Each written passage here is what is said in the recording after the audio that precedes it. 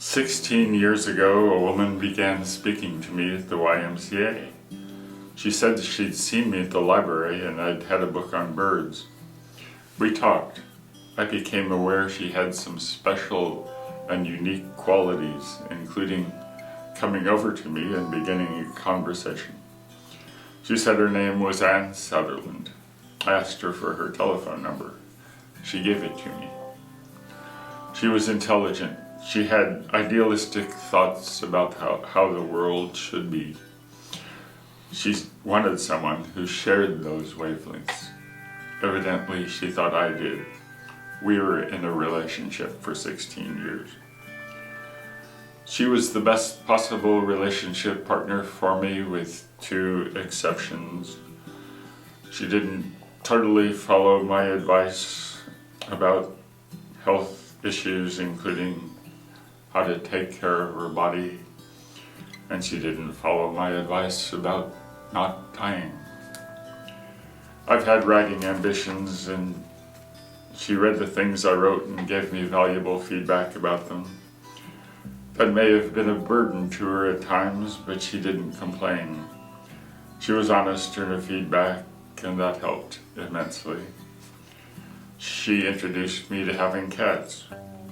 She encouraged me to persevere at the Taekwondo class I was taking at the YMCA, and she was so proud of me whenever I managed to pass a Taekwondo test and improve my Taekwondo belt status, and she provided her daily companionship.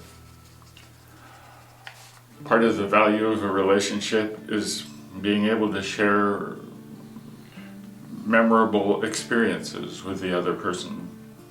One night she called me and she was sobbing.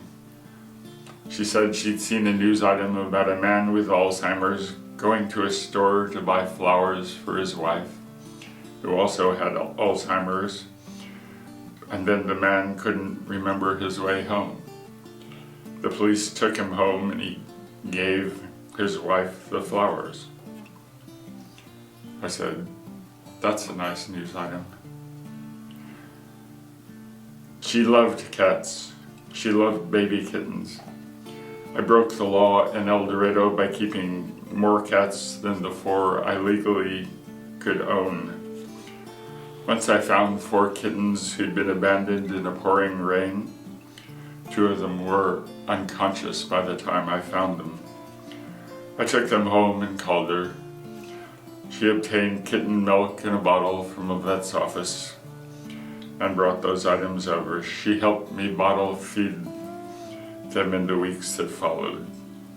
The kittens were about 4 weeks old when I found them, and they slept in my bedroom. And within a week or so, they were able to claw their way up into my bed. One night, I decided I needed some peace and quiet while I slept, and I went into the other bedroom. Later in the night, I rolled over and heard a squeaking. It was one of the kittens who'd followed me in. I quickly rolled back, of course, and petted the kitten before I fell asleep again. It became a favorite memory of mine, and I shared it with Anne a number of times across the years that followed. She didn't ask me to stop telling her about it. This is a picture of her brushing the fur of one of my cats. She and Beauty, the cat, were not strangers.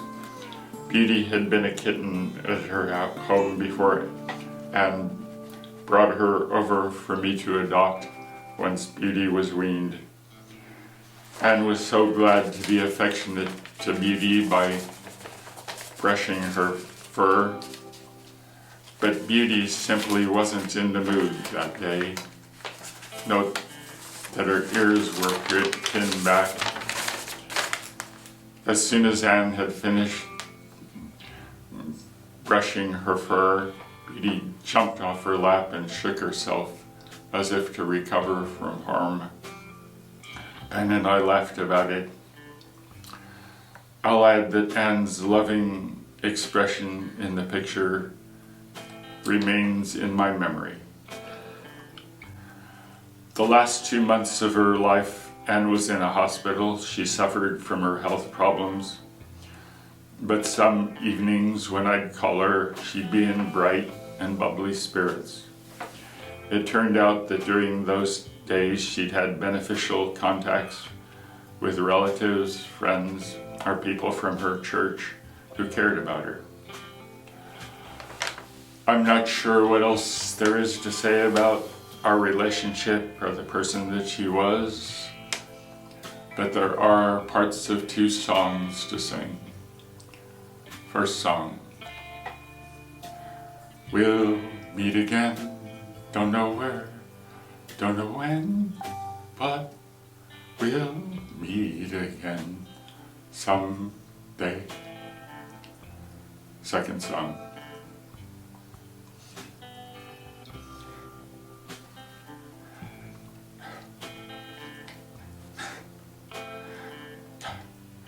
And until now and then, till I see you again, I'll be loving you